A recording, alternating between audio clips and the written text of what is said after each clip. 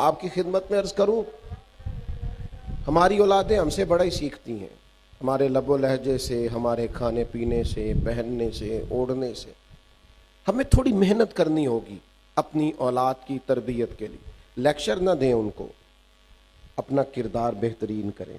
आपकी जुबान पर घर में बैठे कभी कोई कमजोर जुमला ना आए, कभी कोई गाली ना आए, कभी कोई ऐसा लफ्ज ना आए जो बच्चों के जहनों पर नक्श हो जाए। आपको कभी बच्चे किसी की तौहीन करता ना देखें, किसी का मजाक उड़ाता ना देखें, किसी की गुर्बत में उसकी गुर्बत का मजाक उड़ाता ना देखें। आपके बच्चे कभी ऐसा ना महसूस करें कि हम किसी से बड़े हैं।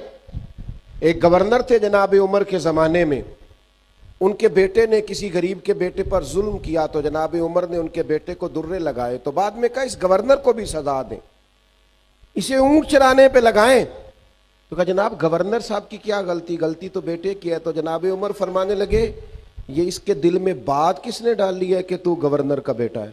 किसने सिखाया है कि तू चौधरी का पुत्र है? किसने बताया है कि तेरी शान बड़ी है, तू आगे ये सजा का हकदार है?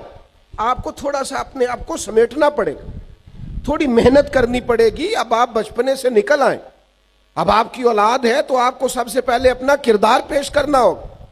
आपको वो रास्ता इख्तियार करना होगा जो मेहनत का रास्ता।